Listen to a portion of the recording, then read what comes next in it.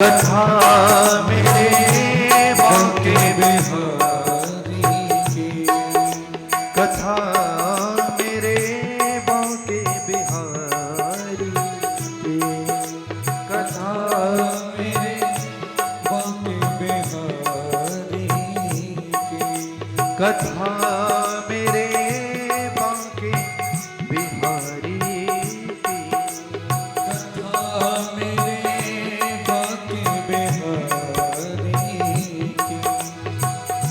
हर लेती दुख व्यथा को, हर लेती है दुख व्यथा को, हर लेती है दुख व्यथा को, हर लेती है दुख व्यथा को, हर लेती है दुख व्यथा को, हर लेती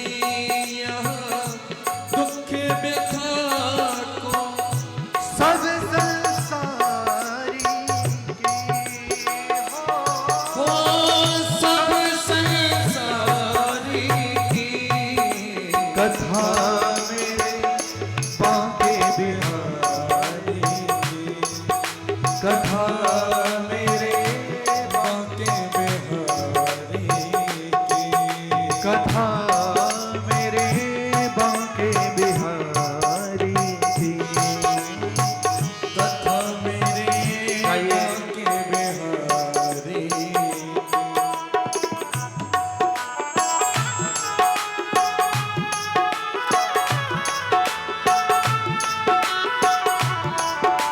भाव से ताली सेवा करते हुए गाइए।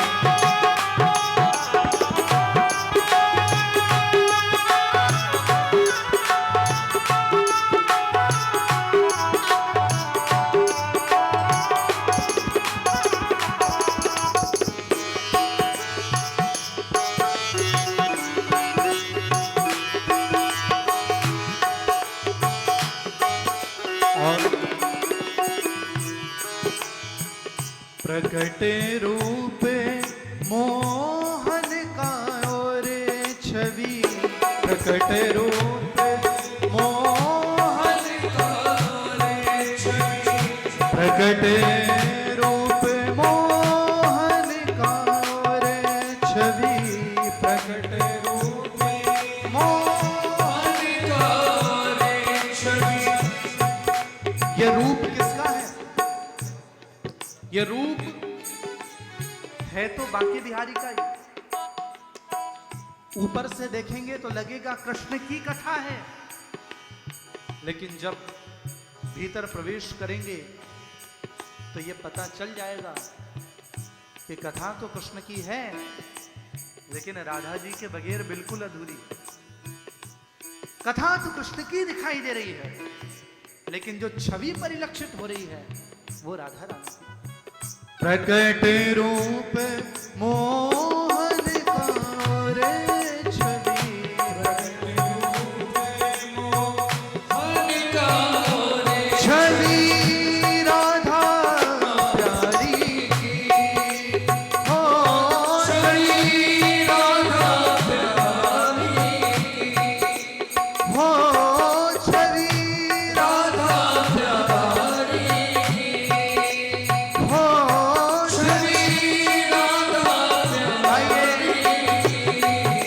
कथा मेरे बांके बिहारी की, कथा मेरे बांके बिहारी की, हो कथा मेरे बांके बिहारी की, कथा मेरे बांके बिहारी की, हो जय वृंदावन बांके बिहारी, जय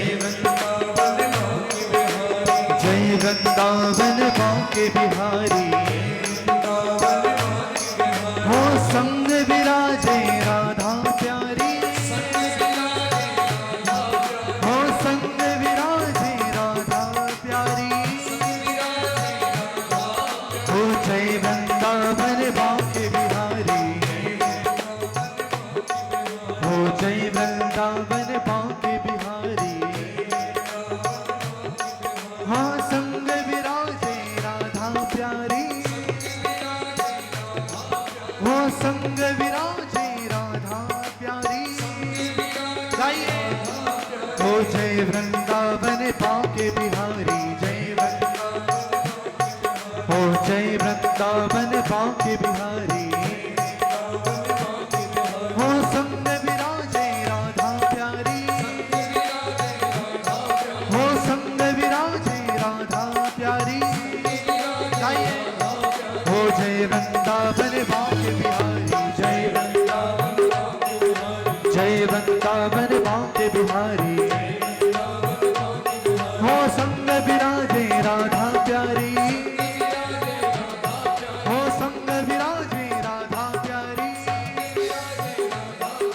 जय वृंदावन बांके बिहारी, हो जय वृंदावन बांके बिहारी,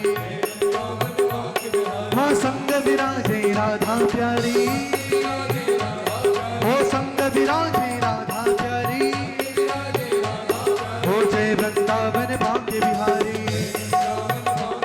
हो जय वृंदावन बांके बिहारी। दोनों हाथों से ताली सेवा करते हुए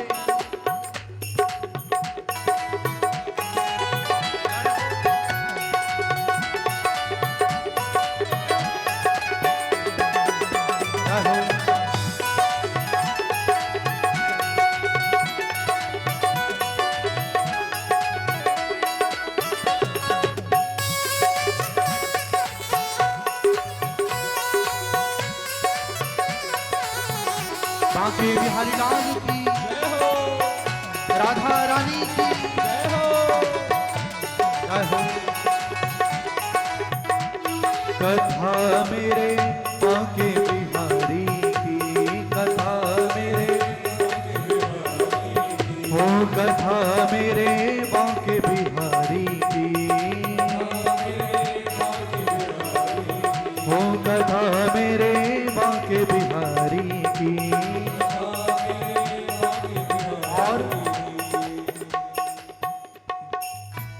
गौरव है वेदों का महिमा, गौरव है वेदों का महिमा, गौरव है वेदों का महिमा, गौरव है वेदों का महिमा। ये कथा क्या है? वेदों का ही भाष्य है भागवत। वेदों का जो अप्राकृतिक भाष्य है वह है श्रीमद् भागवत। हाँ, वेदों का गौरव तो है, लेकिन महिमा किसकी है?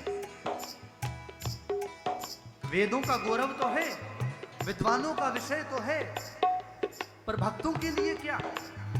पूरे भक्तों के लिए इसमें महिमा है। किसकी महिमा? गौरव है वेदों का महिमा, गौरव है वेदों का महिमा, गौरव है वेदों का महिमा, गौरव है वेदों का महिमा। गिरिवरधारी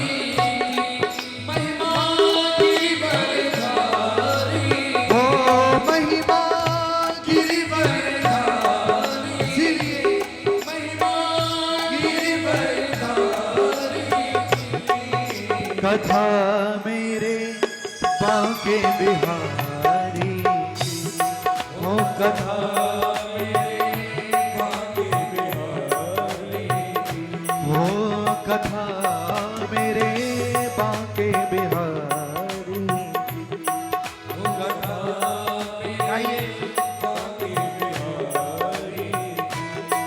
हो जय वृंदावन बांके बिहारी, जय वृंदावन बांके बिहारी, हाँ संग विराजे राधा प्यारी, हो संग विराजे राधा प्यारी, जय वृंदावन बांके बिहारी। ओ संग विराजे राधा प्यारी, ओ संग विराजे राधा प्यारी, ओ जय वृंदावन बांके बिहारी, जय वृंदावन। ओ संग विराजे राधा प्यारी, ओ संग विराजे राधा प्यारी, आइए। ओ जय वृंदावन बांके बिहारी, जय वृंदावन बांके बिहारी। ओ संग विराजे राधा प्यारी, अरे संग विराजे राधा प्यारी, हो जय वृंदावन बांके बिहारी, हो जय वृंदावन बांके बिहारी। आइए। हो संग विराजे राधा प्यारी, अरे संग विराजे राधा प्यारी, हरि जय वृंदावन बांके बिहारी, ओ जय वृंदावन बांके बिहारी। ओ संग विराजे राधा प्यारी, हरे संग विराजे राधा प्यारी, जय वृंदावन बांके बिहारी। ओ संग विराजे राधा प्यारी, जय वृंदावन बांके बिहारी, जय वृंदावन बांके बिहारी, जय वृंदावन बांके बिहारी, ओ जय वृंदावन बांके बिहारी।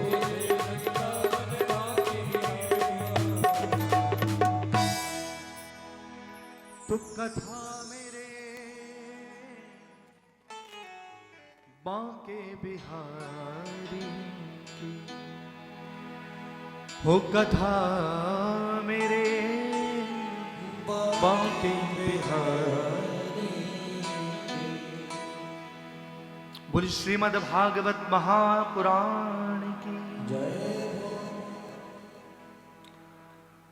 भगवान की ये कथा, और हाँ, जो लोग सुन चुके हैं, जो इस कथा का स्वाद चख चुके हैं, जरा उन लोगों से पूछना, वो यही कहते हैं, ऐसा नशा चढ़ा है कि अब उतरता ही नहीं है। आप लोगों को भी मैं सावधान कर दूं, थोड़ा संभल कर बैठना, थोड़ा संभल कर बैठिएगा। यहां डूबने का बड़ा खतरा है, यहां खो जाने का बड़ा खतरा है। प्रेम डगर मत जा मुसाफिर, प्रेम डगर मत जा। ये प्रेम की ऐसी डगर है जहां पर सब जाने को मना करते हैं। यहां मत जाना मुसाफिर, इस प्रेम की नगरी में, इस प्रेम के डगर में मत जाना, बड़ा खतरा है, बड़ा खतरा।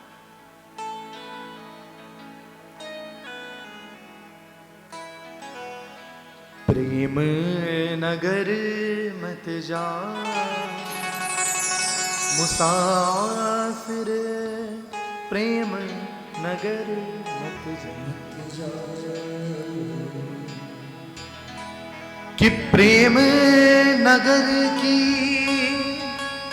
गहरी नदियाँ, प्रेम नगर की गहरी नदियाँ, प्रेम नगर की गहरी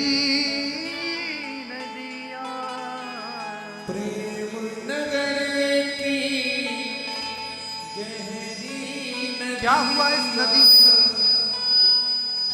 लाखों लोग डूबा, मुसाफिर प्रेम डगर मत जा।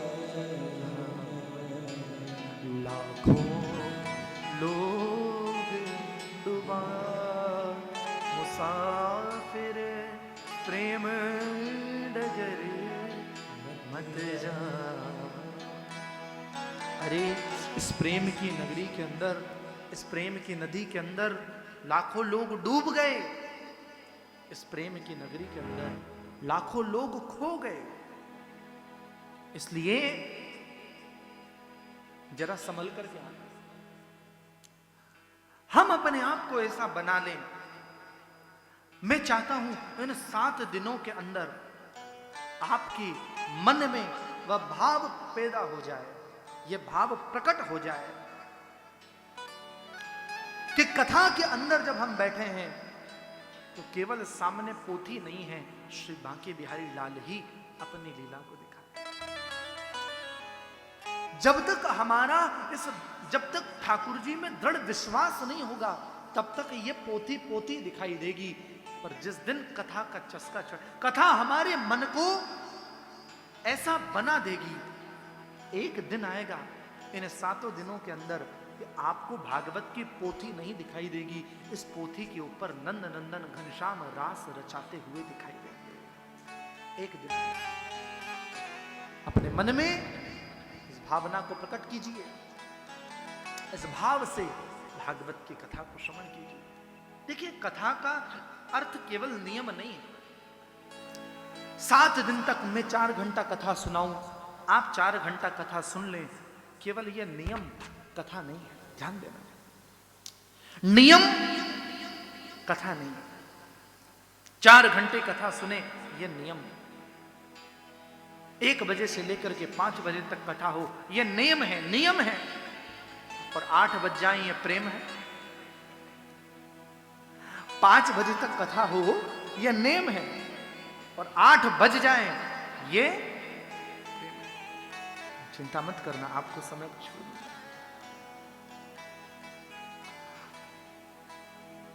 लेकिन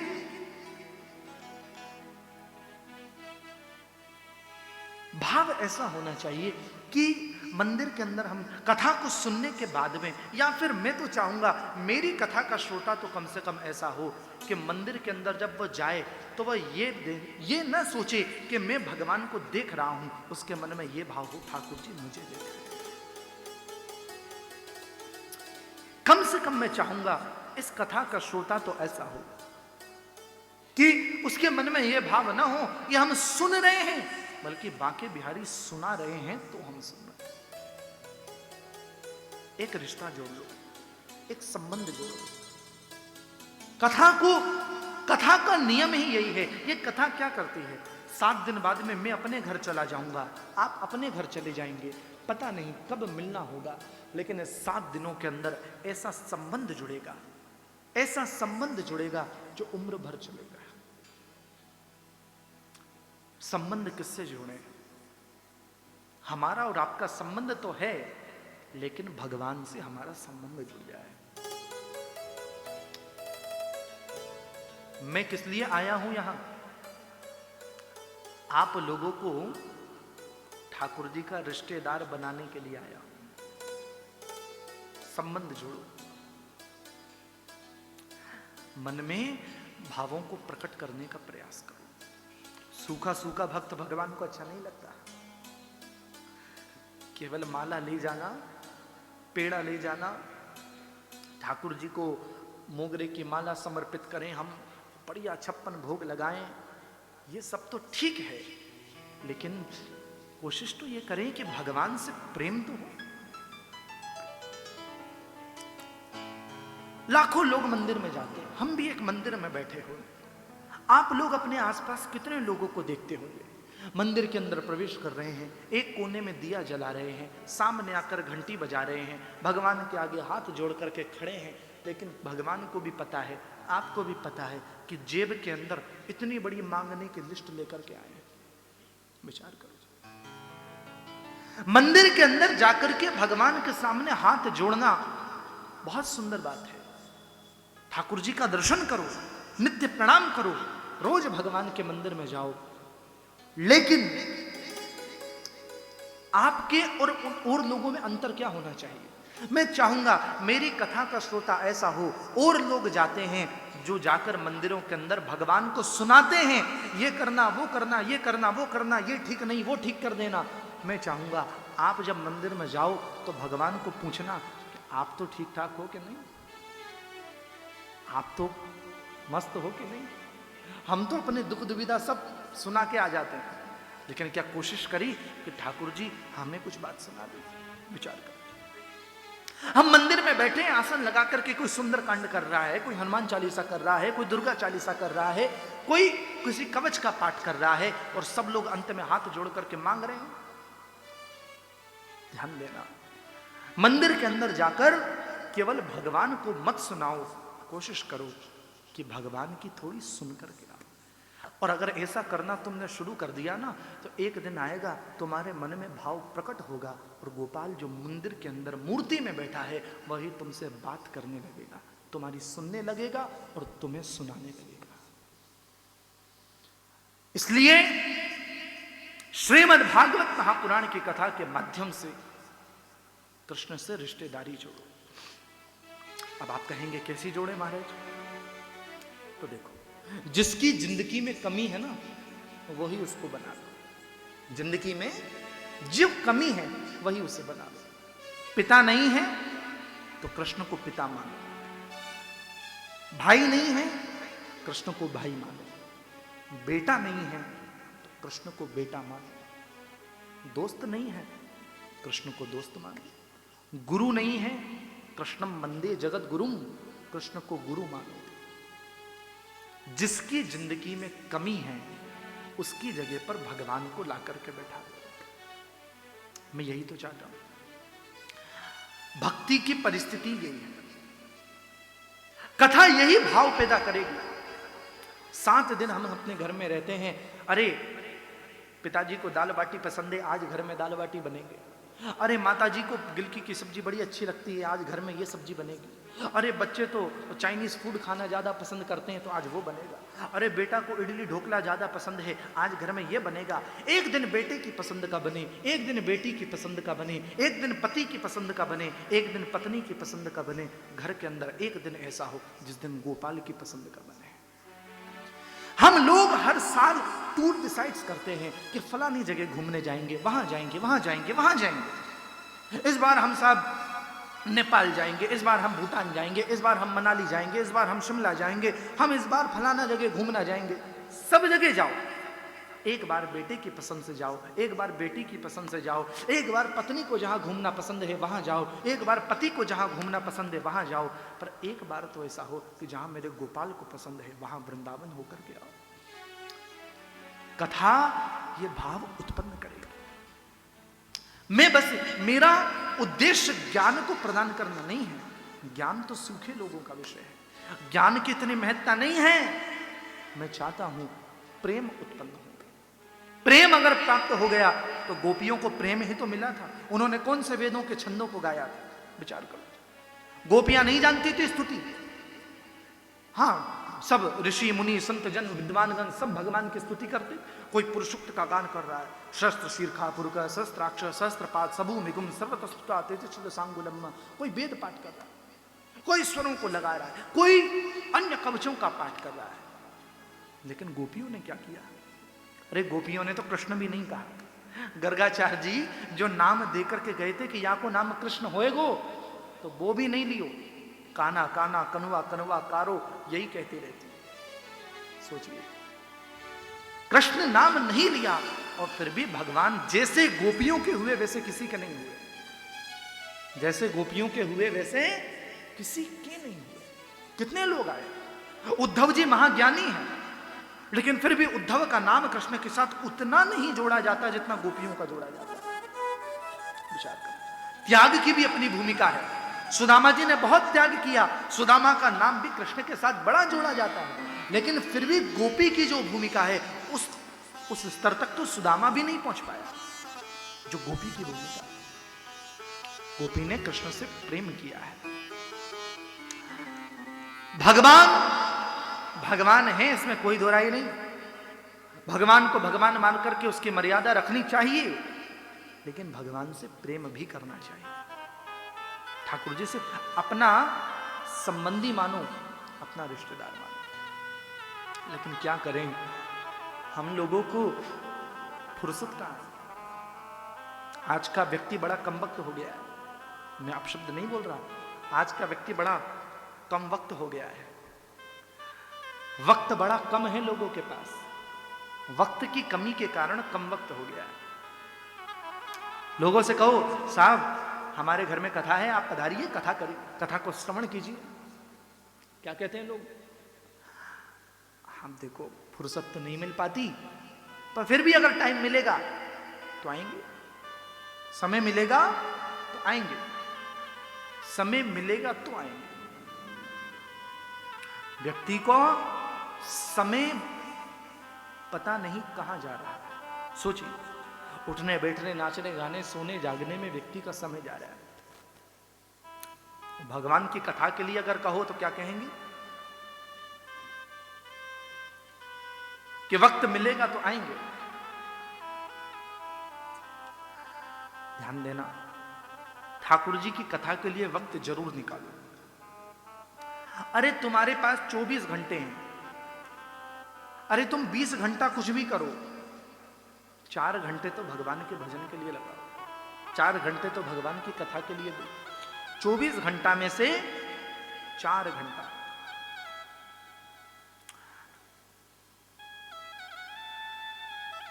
लेकिन वक्त की बड़ी कमी है, वक्त नहीं है,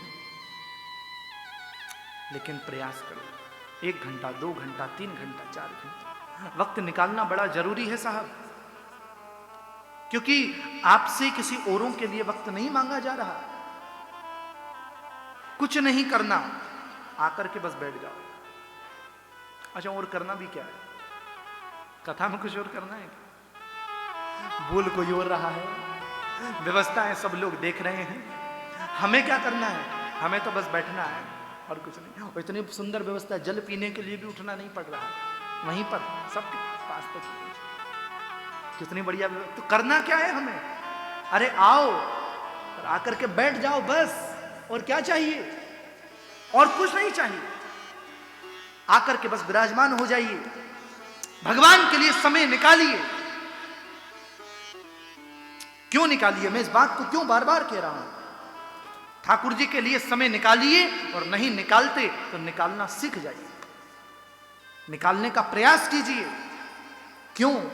क्योंकि अगर आप अपने व्यस्त शेड्यूल में से, बहुत बिजी शेड्यूल में से, बहुत व्यस्त आपका जो भी क्रम बना रहता है, उसके अंदर से अगर आप भगवान के लिए समय निकालेंगे, तो जिंदगी में जब तुम्हें जरूरत पड़ेगी, भगवान भी अपना समय निकालकर तुम्हारे पास में। तुम अगर भगवान के लिए समय निकालोगे तो भगवान भी तुम्हारे लिए समय निकालेंगे। अब हम तो भगवान के लिए टाइम नहीं निकालते, और जब जरूरत पड़ती है तब फिर देखो, फिर कहते हैं आप संभालो, आप बचा लो। लेकिन अभी भी देरी नहीं हुई है। आज कथा का प्रथम दिवस है। संकल्प लें हम सब लोग, कथा का कोई भी शब्द, कोई भी भाव, कोई भी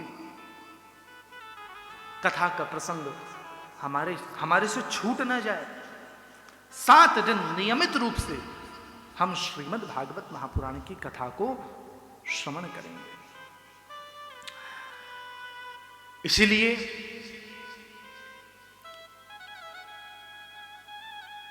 कथा प्रेम को स्थापित करने वाली है, हम सबके हृदय के अंदर भावों का सृजन करने वाली है। कथा संबंध को बनाने वाली है। इसलिए आज से ही आप भगवान से संबंध जोड़ लीजिए। जो आपके मन को भाता हो, जो आपके मन को पसंद आता हो, बस उसी संबंध को बनाकर भगवान की कथा को सुनो। क्योंकि सुनने का एक अपना मजा है, और सुनकर के भक्ति करने का भी अपना मजा है। जिस जगह के बारे में हम सुनते हैं तो वहां जाने के बाद में उसको थोड़ा जानते भी हैं। अब वृंदावन कोई बिना कृष्ण कथा सुने हुए चल जाए तो क्या कहेगा, हाँ ठीक है वृंदावन ही तो है, जैसे और शहर हैं वैसे वृंदावन है। हाँ यहाँ मंदिर थोड़े से ज्यादा है बस, और क्या है, यहां भी वही रोड है, वहां भी वही रोड है, यहां भी वही बिल्डिंग है, वहां भी वही बिल्डिंग है, सब वैसा का वैसा ही तो है। लेकिन सोचिए, आप भागवत की कथा सुनकर के जब वृंदावन में जाते हो तो वृंदावन के रज की कण कण में राधा माधव का वास आपको दिखाई देता है। सुनने की अपनी महिमा है, इसलिए कथा को सुनो और सुनकर के फिर कृष्ण चरणों में प्रेम को लगाओ, भगवान से अपने संबंध को स्थापित करो। भागवत की महिमा 7 दिनों तक पर्यंत गाई जाए तो भी मैंने कहा वह कम ही पड़ेगी। इसीलिए श्रीमद् भागवत महात्म के अंदर हम सब प्रवेश करें। भागवत 12 स्कंद की है, 12 स्कंद में 335 अध्याय हैं और 335 अध्यायों में 18,000 श्लोक हैं। आज के दिन भागवत की कथा के महात्म का हम सब श्रवण करेंगे। ये जो महात्म की कथा है यह पद्म पुराण के अंतर्गत आती है। जो गोकर्ण, धुंधकारी इत्यादि की हम कथा सुनते हैं, ये भागवत में नहीं है, यह भागवत की महिमा की कथा है जो पद्म पुराण में दी गई है। यह महात्मा है, हम सब इस महात्मा में प्रवेश करें। पद्म पुराण अंतर्गत श्रीमद् भागवत महापुराण का महात्मा और उसका प्रथम श्लोक गाया गया। सूत जी कह रहे हैं कि सच्चिदानंद रूपाय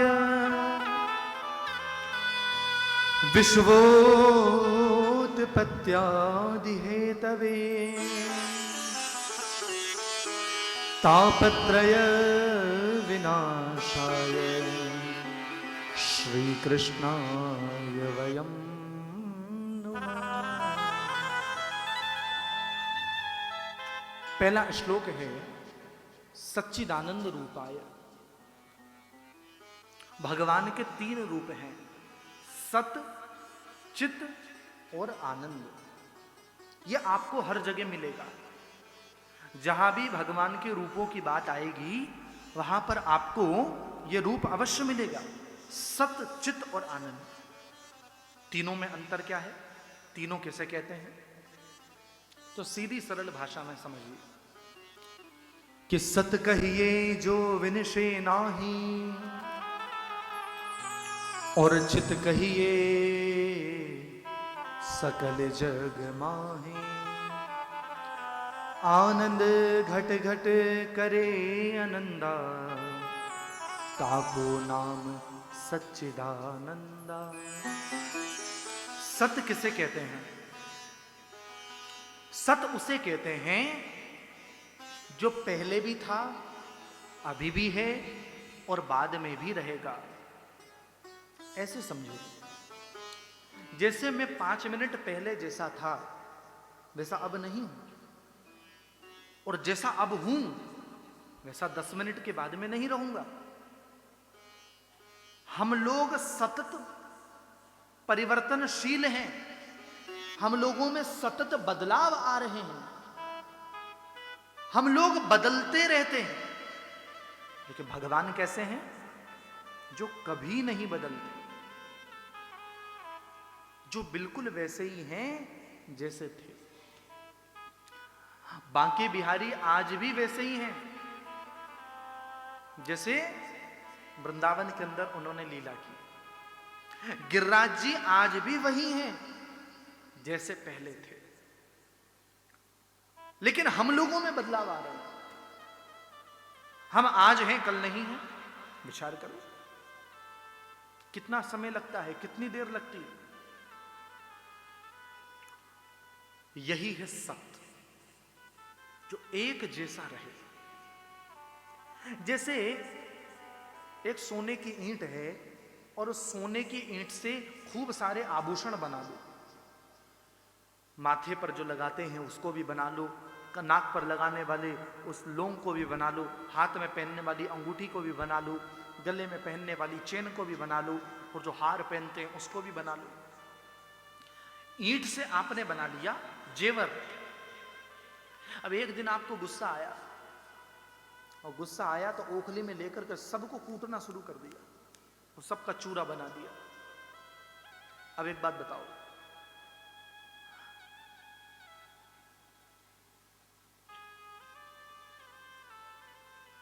गहने बनने से पहले वह क्या था?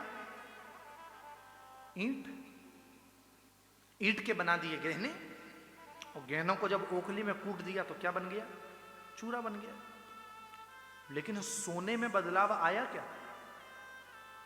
गहने बनने के पहले भी वो सोना था, और गहने बन गए तो चांदी थोड़े हो गया, सोना ही है। गहनों को ओखली में डालकर कूट दिया तो क्या बचा? सोना। ऐसे ही समझना, भगवान बिल्कुल वैसा का वैसा ही है, उसमें कहीं कोई अंतर नहीं आता। हां, ये दुनिया भगवान बनाता है, पालन पोषण करता है, नष्ट कर देता है, उसके बनाए हुए ब्रह्मांड में बदलाव चलते रहते हैं, लेकिन ठाकुर जी में कोई बदलाव नहीं आता, बिल्कुल नहीं। सत्य यही है। और चित्त क्या है? चित्त कहिए सकल जग माही, जो सबके अंदर बैठा है वो चित्त है, जो मेरे अंदर भी है, आपके अंदर भी है, हम सब के अंदर वो चित्त है। चित्त यानी चैतन्यता, वह सबके अंदर बैठा रहता है चैतन्य रूप से। वह मेरे अंदर बैठा है इसलिए मैं बोल पा रहा हूं, वह आपके अंदर बैठा है इसलिए आप सुन पा रहे हो।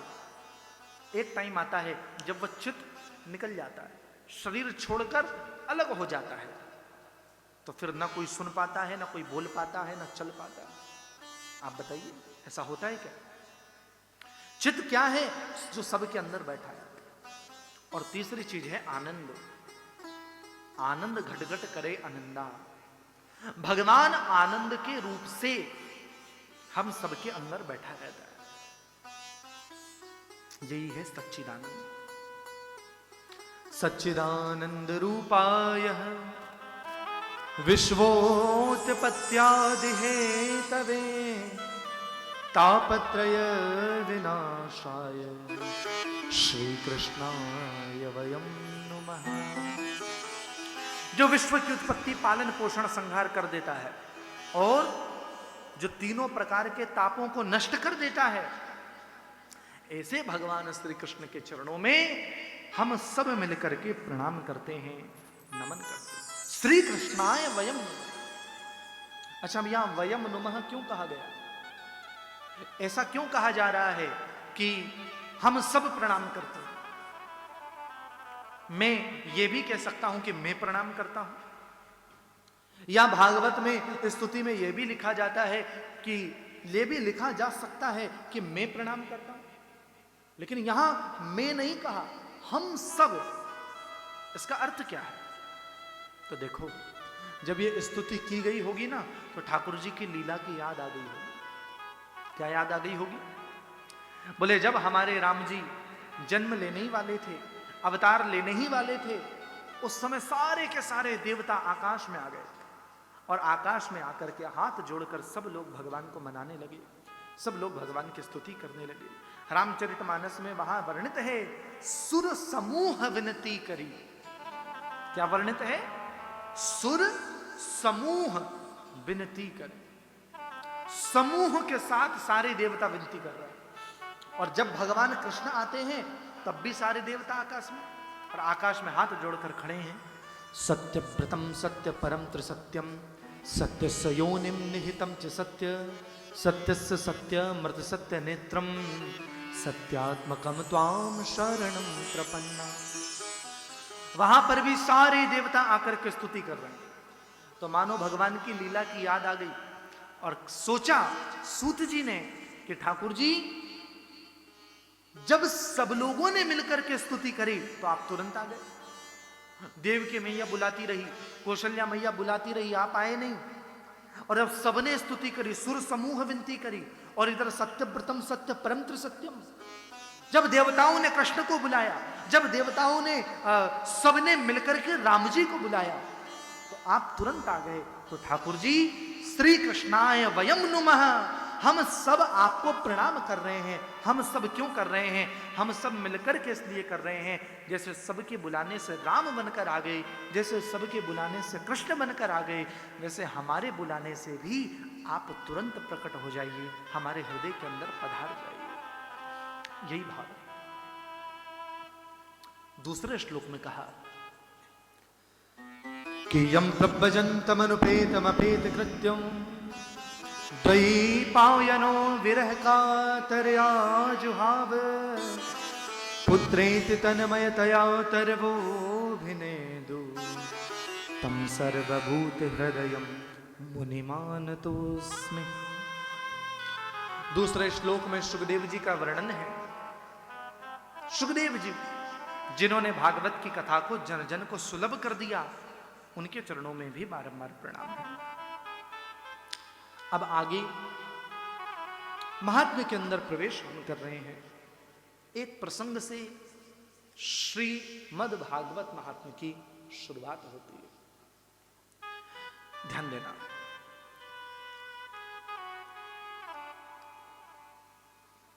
शौनकादिक ऋषि नैमिषारण्य क्षेत्र में विराजमान हैं, और इन्हीं शौनकादिक ऋषियों के मध्य श्री सूत जी महाराज का आगमन होता है। और जैसे ही आगमन हुआ तो सब लोग खड़े हो गए। किसी ने कहा, सूत जी स्वयं भी कहने लगे कि अरे मैं तो आपसे छोटा हूं, उम्र बड़ी छोटी है, आप लोग तो मुझसे सब उम्र में बड़े हो, आप क्यों मेरा इतना सम्मान करते हो? तो शौनक जी ने कहा, महाराज आप देखने में तो छोटे हो, लेकिन शास्त्र कहता है कि अज्ञान ध्वांति विध्वंस कोटि सूर्य समप्रभ सूताख्या ही कथा सारम मम कर्ण रसायनम। कि धन वृद्धा बल वृद्धा आयुर्वृद्धा तथैव च ते सर्वेऽपि ज्ञान वृद्धाश्च किंकिरा शिष्य किंकिरा। ध्यान दीजिएगा, कोई व्यक्ति धन में बड़ा होता है, कोई व्यक्ति बल में बड़ा होता है, कोई व्यक्ति आयु में बड़ा होता है, पर ते सर्वेपि ज्ञान वृद्धाश्च, वह सबसे बड़ा होता है जो ज्ञान में बड़ा होता है। सूत जी, हमारे अंदर बैठे हुए अज्ञान के अंधकार को निकालने के लिए आप करोड़ों सूर्य के समान हैं, इसलिए आप हम पर कृपा कीजिए और हमें क्या सुनाइए। यहां पर सूत जी से यह नहीं कहा कि हमें कथा सुनाओ, अरे कथा तो हमने बहुत सुन ली, मैं भी आपको कथा सुनाने नहीं आया, कथा तो हमने बहुत सुन ली, तो फिर अब क्या सुनना है? सूताख्या ही कथा सारम मम कर्ण रसायनम। हे सूत जी महाराज, अब आप हमें कथा का सार सुनाइए। कथा तो हम बहुत सुन चुके, अब कथा का सार सुनाओ। सार से ही तो काम चलता है। सारम सारम समुद्रतम, ये सार ही विशेष है।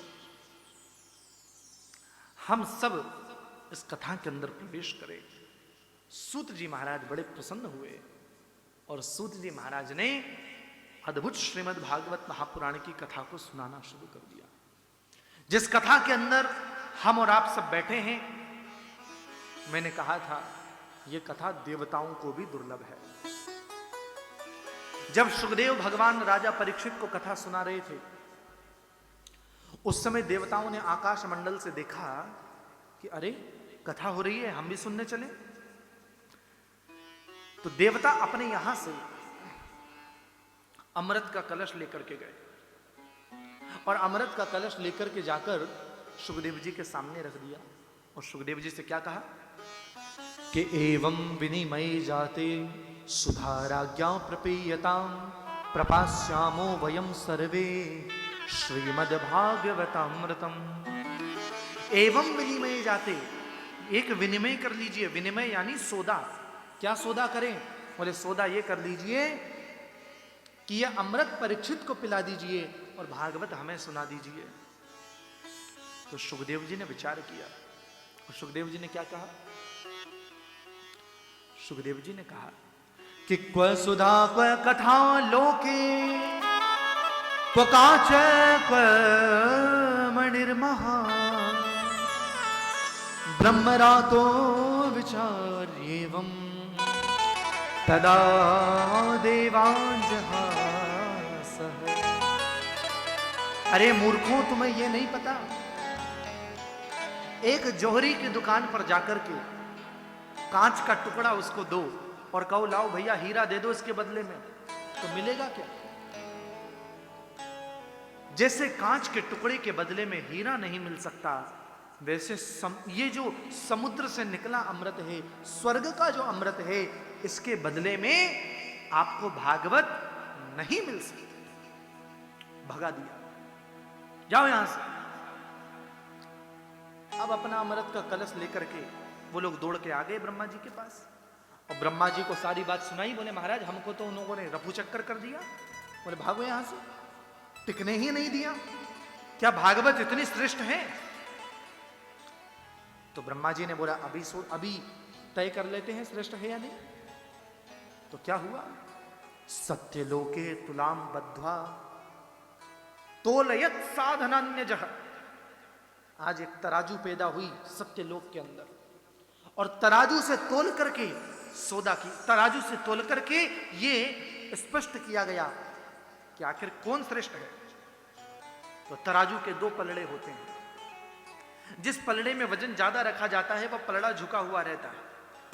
एक तरफ भागवत को विराजमान किया और एक तरफ सारे के सारे धर्म ग्रंथ रखते हुए चले गए। लेकिन अद्भुत बात है, सारे धर्म ग्रंथों का पलड़ा ऊपर ही रहा और भागवत जी का पलड़ा नीचे ही रहा। तुरंत ब्रह्मा जी ने कह दिया, देवताओं तुम इसे साधारण मत समझना। भागवत क्या है? तुम लोगों ने इसे साधारण समझा। लघुनन्यानि जातानि गौरवेण इदं महत् तदा ऋषि गणा सर्वे विस्मयं परमं ययुः। तुम लोगों ने साधारण समझा इसे। तुमने पोथी पन्ना किताब समझ लिया क्या है भागवत। तो ब्रह्मा जी ने कहा, श्रीमद् भागवताख्योऽयं प्रत्यक्षः कृष्ण एव ही। भागवत साधारण नहीं है, बल्कि भागवत प्रत्यक्ष कृष्ण का ही स्वरूप है। इसलिए हम और आप भी श्रीमद् भागवत महापुराण की जो कथा है इसे साधारण न समझे, बल्कि यह ठाकुर जी का ही स्वरूप है, भगवान का ही स्वरूप है। ब्रह्मा जी ने इस बात को एकदम स्पष्ट कर दिया। और वैसे स्वर्ग से अमृत से श्रेष्ठ है भागवत। अच्छा चलो तुलना करो। एक बात मुझे बताओ, कौन कौन जानता है कि स्वर्ग में अमृत है? हाथ खड़े करो। कौन कौन जानता है स्वर्ग में अमृत है? कोई नहीं जानता। अब जिस बात का जानते ही नहीं उस पर विश्वास कैसे कर रहे हैं? नहीं जानते ना, तो कैसे माना अमृत है? अरे बोले साहब ग्रंथों में लिखा है, आप लोग कहते हो कथा में अमृत है ऊपर, तो हमने तो मान लिया अमृत है। अच्छा चलो हमने मान लिया कि स्वर्ग में अमृत है। अमृत पीना चाहते हो आप लोग? पीना है अमृत? बोले मिलेगा तो क्यों नहीं पिएंगे, है ना? मिलेगा तो क्यों नहीं पिएंगे? हम सब लोग अमृत पीना चाहते हैं, लेकिन अमृत पीने की एक विधि है। क्या है विधि? और विधि क्या है? जिसको अमृत पीना है, तो अमृत है स्वर्ग में। जिसको अमृत पीना है, सबसे पहली विधि है उसे स्वर्गवासी बनना पड़ेगा। क्या विधि है? जिसको अमृत पीना है उसे स्वर्गवासी। अच्छा, अमृत क्या करता है? बोलो, अमृत क्या करता है? अमर कर देता है। और धन्य है ऐसा अमर करने वाला अमृत जिसको पाने के लिए पहले मरना पड़ता है। अमृत क्या करता है? अमर। अमर होने के लिए पहले तो मरना पड़ेगा। अब पहले मर जाओ, पहले मर जाओ। अच्छा चलो मर भी गए, मानो मर भी गए, कौन इस बात की गारंटी लेता है कि यहां से मरने के बाद हमारा तो स्वर्ग में कमरा पक्का है? हमने पहले से ही रिजर्व करा के रख रखा है। हम तो बस गए, ऊपर तो चाबी लेकर खड़े ही हैं कि यहां साहब फलाना जी आएंगे तो ये चाबी और या करूं है पक्का। स्वर्ग जाने की भी गारंटी नहीं। तस्वीरों पर तो हम लिख देते हैं स्वर्गवासी, लेकिन जरूरी है कि जिसकी तस्वीर पर स्वर्गवासी लिखा गया है वो स्वर्ग में ही गया। विचार करो। अच्छा चलो मानो स्वर्ग में आप चले भी गए, मानने में क्या जाता है? मान लो, मानो स्वर्ग चले भी गए, तो ऊपर क्या मिलेगा आपको? अमृत। क्या मिलेगा? अमृत। अच्छा, अमृत कहां से निकला ये पता है आपको? किससे निकला? समुद्र मंथन से। श्रोता तो है। कहां से निकला? समुद्र। अच्छा, कितना निकला? बोलो ना। एक कलश में, एक कलश में निकला अमृत। अच्छा अब ये बताओ कि एक कलश में कितना सा अमृत आया होगा? एक कलश ही तो निकला, कोई ज्यादा थोड़े निकला। कितना सा आया होगा? जितना बड़ा कलश। अब कितने लोग तुमसे पहले स्वर्ग चले गए होंगे? कितने लोग तुमसे पहले स्वर्ग गए? अच्छा, क्या सबको पिलाया होगा? हाँ, सुना तो है स्वर्ग में अमृत पिलाते हैं। बोले अगर एवरेज लगाओ, एक एक बूंद भी अगर पिला दिया गया होगा तो तुम्हें तो खुशबू भी नहीं मिलेगी। अमृत छोड़ो, सब खत्म। इतने तो चले ही गए स्वर्ग में, सारा स्टॉक खत्म। क्या मिलेगा? जैसे पहले राजा महाराजा महलों के अंदर रहा करते थे, अब राजा महाराजा तो खत्म हो गए, अब किलों को एज ए म्यूजियम के रूप में बना दिया गया है। तो अगर दिखा देंगे तो केवल कलश दिखा देंगे कि भैया इसमें अमृत था, सब पी गए, अब आपके लिए नहीं। अच्छा विचार करो, नहीं मिला ना अमृत। अब हम आस लगा करके क्या बैठे? स्वर्ग जाएंगे तो अमृत मिलेगा। अच्छा, अमृत मिल भी गया, अमृत मिल भी गया, मानो कोई ऐसी व्यवस्था हो तो कलश में अपने आप ही अमृत बढ़ता रहता, कोई व्यवस्था हो। सुना है भाई, देखा तो है नहीं, कोई बताता भी नहीं ऊपर से टेलीफोन करके कि ये बात है। सुना है कि अमृत है और हमने मान लिया और हमने अमृत को पी भी लिया, तो क्या हो गया? अगर अमृत पी भी लिया तो क्या हो गया? क्या अमृत पीने के बाद में आदमी मरता नहीं है? विचार करो, अमृत पीने के बाद भी क्या आदमी मरता नहीं? अरे अमृत पीने के बाद आदमी देवता हो जाता है, लेकिन क्या देवता नहीं मरते? हम नहीं सुनते देवदानव युद्ध हुआ, कई देवता मारे गए। विचार करो। बोले फिर अमृत पिया गया, देवताओं को अमृत पिलाया गया, चलो ये भी मान लिया। लेकिन जब भगवान अपने, जब महाप्रलय होता है और जब सब कुछ अपने अंदर समेट लेते हैं, तब वो देवता कहां जाते हैं? उनको भी तो शरीर छोड़ना ही पड़ता है। इसका मतलब अमृत अमर करने की गारंटी तो देता है, लेकिन गारंटी पक्की नहीं है। अब भागवत की कथा के अमृत की तरफ आइए।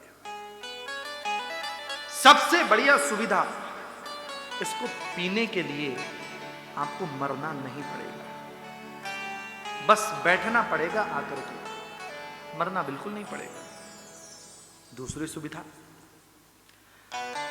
वहां पर मरने के बाद में स्वर्ग जाओगे ही जाओगे, यह कोई पक्की बात नहीं है, लेकिन मैं विश्वास दिलाता हूं, अगर आप कथा में आकर के बैठ गए तो स्वर्ग मिलेगा या नहीं मिलेगा मैं नहीं जानता, लेकिन स्वर्ग से भी श्रेष्ठ श्रीधाम वृंदावन का वास आपको मिलेगा।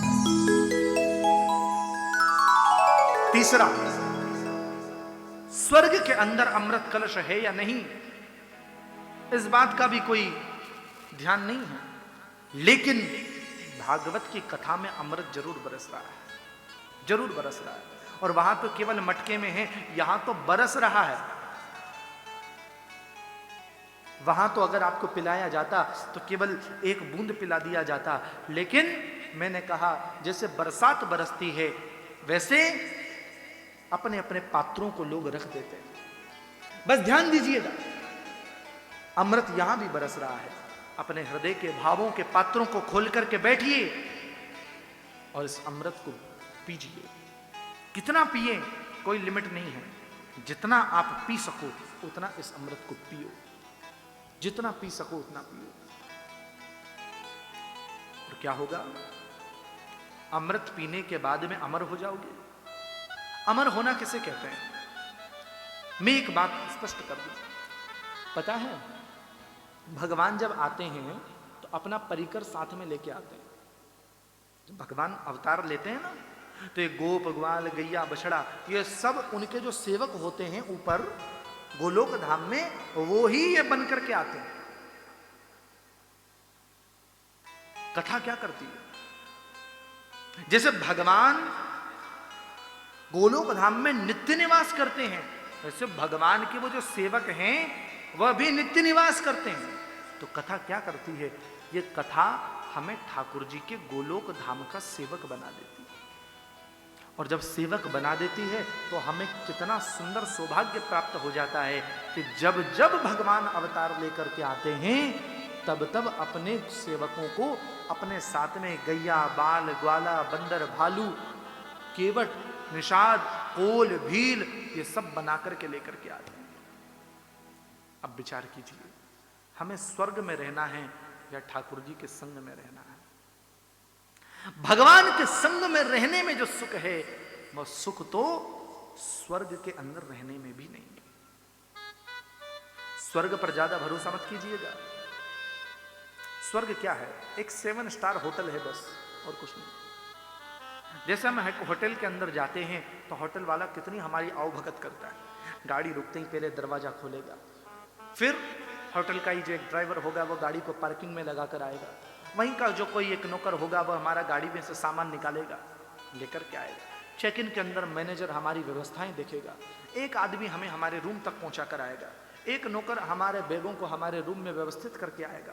हमें पानी चाहिए तो लैंडलाइन से हम फोन लगाएंगे, पानी तुरंत मिल जाएगा। विचार कीजिए कितनी सुविधाएं मिलती है। क्यों मिल रही है? आपने 15,000 रुपया होटल का दिया है, इसलिए।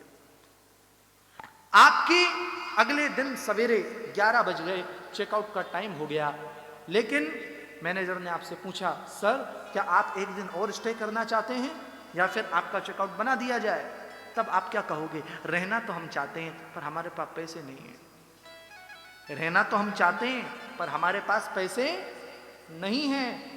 तो वो क्या बोलेगा, सॉरी सर, अगर आपके पास पैसे नहीं हैं तो हम आपको होटल में स्टे करने नहीं दे सकते। हम कहेंगे नहीं, हम तो यहां जबरदस्ती रुकेंगे।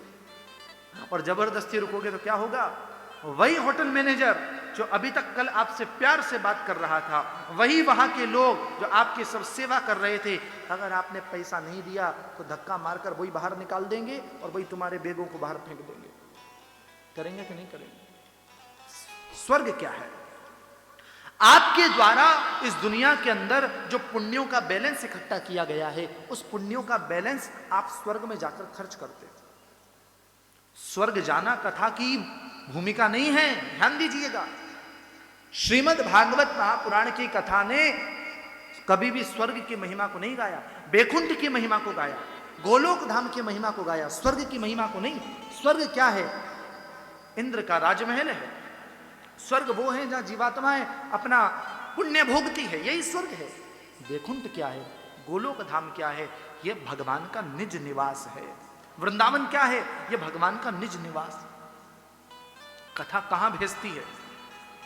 पुण्यों के द्वारा तो स्वर्ग में जाओगे, कथा के द्वारा गोविंद के हो जाओगे और उन्हीं के धाम के अंदर रहने का ठिकाना भी हो जाएगा। इसीलिए श्रीमद् भागवत महापुराण की कथा के अंदर जो आ गया, बस बैठना ही तो है, और क्या करना है? बैठना है। हम अगर पैदल चलेंगे तो हर जगह रास्ता पूछना पड़ेगा, भैया इधर मुड़े कि इधर मुड़े? कोई कहेगा इधर मुड़े, गलत रास्ता बता दिया तो फिर लौट करके वापस आए। चलते चलते थक भी जाएंगे, चलते चलते भोजन इत्यादि सबकी व्यवस्थाएं भी देखनी पड़ेगी। लेकिन सबसे बढ़िया साधन है ट्रेन का। रेल में बैठ जाइए, न रास्ता किसी से पूछने की जरूरत है और न किसी से कुछ कहने की जरूरत। पानी भी खिड़की पर आ जाएगा। आप बस रेल में आकर के बैठ जाइए, रेल आपको आपके व्यवस्थित स्थान तक पहुंचा देगी। यह रेल वाले की गारंटी है। बस आप भी आइए और इस कथा की रेल में बैठ जाइए। यह रेल सीधे गोविंद के धाम पर ही जाकर के रुकेगी। सब लोग वहीं उतरेंगे और गोविंद का धाम प्राप्त होगा। कृष्ण से प्रेम कराने वाली है कथा, कृष्ण का धाम प्रदान करने वाली है कथा, सारे तापों का नष्ट करने वाली है कथा और हमारे द्वारा किए गए समस्त पापों का नाश करने वाली है कथा। यह कथा का स्वरूप है। सूत जी महाराज ने यही गाया कि काल व्यालम खग्रास त्रांश निर्णांश हेतवे। आज का व्यक्ति कैसा है? बड़ा तड़प रहा है, बड़ा उछल रहा है। मौत के अजगर ने पकड़ा हुआ है। जैसे एक अजगर किसी का पैर पकड़ ले तो छोड़ता नहीं, ऐसे ही मौत के अजगर ने हम सबके पैरों को पकड़ा हुआ है। अब हम क्या करें? किसकी शरण में जाएं? तो आगे कहा गया, श्रीमदे भागवतम शास्त्रम कलौ कीरेण भाषितम। आइए भागवत की शरण में आ जाइए। अमृत से भी श्रेष्ठ है भागवत की कथा, गंगा से भी श्रेष्ठ है भागवत की कथा, स्वर्ग से भी श्रेष्ठ है भगवान का धाम। क्योंकि श्रीमद् भागवत की कथा जहां होती है वहीं ठाकुर जी का धाम भी प्रकट हो जाता है। खूब महिमा को गाया गया। आगे श्री सूत जी महाराज शौनकादिक ऋषियों के सामने विराजमान हैं और शौनकादिक ऋषियों को सूत जी बड़ी सुंदर सुंदर कथाओं का श्रवण करा रहे हैं, भागवत की महिमा के बारे में बता रहे हैं। एक बार श्री नारद जी महाराज उदास कहीं पर जा रहे थे। किसी ने कहा, नारद जी आपको उदास तो किसी ने देखा नहीं, आप उदास क्यों हो? कि कथं ब्रह्मन दीन मुख कुतश्चिंतातुरो भवान् त्वरितं गम्यते कुत्र कुतश्चागमनं तवः। अरे नारद जी, आप तो हमेशा मुस्कुराते रहते हो, आज आपका चेहरा क्यों लटका हुआ है? तो नारद जी ने कहा, महाराज मैं पूरी दुनिया में फिर आया पर कहीं पर भी मुझे भगवान की भक्ति दिखाई नहीं। पुष्करम च प्रयागम च काशीम गोदावरीम तथा पुष्कर गया, प्रयाग गया, काशी गया, गोदावरी गया, कहीं पर भगवान का नाम नहीं दिखा। सब लोग केवल कोई ढोंग करने में लगा है, तो कहीं पर केवल परिवार को साधा जा रहा है। कहीं पर भी मुझे भगवान से प्रेम दिखाई नहीं दिया। तब सी धनवंतर दरिद्र गही, कलिकोतुक तातन जात कही। कलयुग ने ऐसा प्रभाव सब पर डाला है। माँ बाप का सम्मान घर में समाप्त हो चुका है, बड़े बुजुर्गों का कोई सम्मान नहीं करता, और सब लोग मनमाने ढंग से आचरण करते हैं, कोई भी व्यक्ति शास्त्रीय आचरण नहीं करता। ये सब मैंने देखा। बोले फिर मेरे मन में बड़ा क्षोभ हुआ।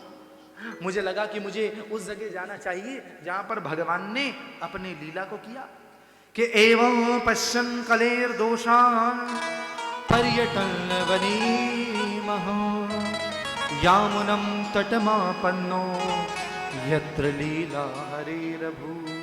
जहां भगवान ने लीला करी थी उस वृंदावन धाम में मैं आया, पर वहां मैंने क्या देखा? एक स्त्री, उस स्त्री के अगल बगल में बहुत सारी स्त्रियां खड़ी हैं, और उसकी गोद में दो बूढ़े पुरुष लेटे हुए हैं, और वो रो रही है, दुखी है।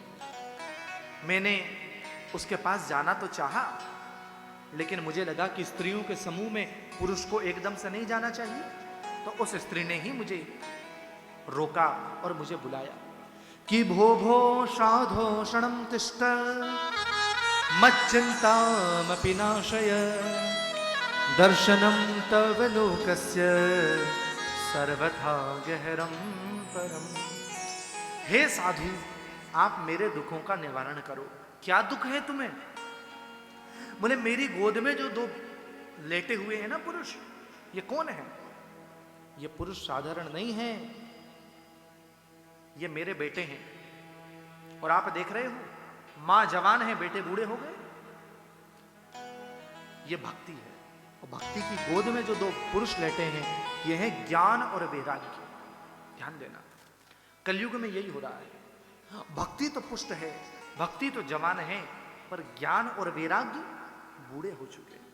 आज हम कितनी जगह देखते हैं, जगह जगह भजन संध्याएं हो रही हैं, जगह जगह कीर्तन हो रहे हैं, जगह जगह तीर्थ यात्राएं हो रही हैं, जगह जगह कोई ध्वज यात्रा स्थापित कर रहा है, जगह जगह कहीं ना कहीं पर कोई ना कोई आयोजन हो रहे हैं। भक्ति तो बड़ी है, भक्ति बहुत है, लेकिन ज्ञान और वैराग्य पीछे छूट गए। हम ध्यान दें, भक्ति करना चाहिए, लेकिन भक्ति के साथ ज्ञान और वैराग्य भी होना चाहिए। ज्ञान और वैराग्य भक्ति की ही आंखें हैं। अगर ज्ञान और वैराग्य के बगैर भक्ति होगी तो वह भक्ति अंध भक्ति होगी, और अंध भक्ति का शास्त्रों में वर्जित है। अंध भक्ति, अंध दौड़ में मत दौड़िए, ज्ञान प्राप्त कीजिए, वैराग्य के शरण में जाइए और भक्ति का आश्रय लीजिए। अंध भक्ति की तरफ मत दौड़ो। जहां दुनिया दौड़ रही है वहां दौड़ना नहीं चाहिए। विवेक से विचार कीजिए, ग्रंथों का आश्रय लीजिए, गुरुदेव के शरण ग्रहण कीजिए, संतों का आश्रय लीजिए, और उनके आश्रय के अंदर अपनी भक्ति को चलाइए। मनमुखी भक्ति ठीक नहीं है। मनमुखी भक्ति हो तो भक्ति में क्या इतनी सामर्थ्य है? आप विचार कीजिए। क्या मीरा जैसी भक्ति है? क्या सूर जैसी भक्ति है? जो मनमुखी भक्ति है, अथवा किसी का आश्रय भी नहीं है तो भी प्राप्त हो रही है। आश्रय जरूरी है। मेरे दोनों बेटे बूढ़े हो गए, मैं क्या करूं? नारद जी ने उपाय किया। क्या उपाय किया? वेद वेदांत घोषेश गीता पाठे मुहुर्मुहु। नारद जी जो कर सकते थे वो किया। वेद का पाठ किया, वेदांत का पाठ किया, गीता सुनाई, लेकिन ज्ञान और वैराग्य का बुढ़ापा नहीं मिटा। कैसे मिटे? तब एक आकाशवाणी हुई, और आकाशवाणी ने कहा कि अगर आप ज्ञान और वैराग्य का बुढ़ापा मिटाना चाहते हो तो सत्कर्म करो, सत्कर्म करो, सत्कर्म करो।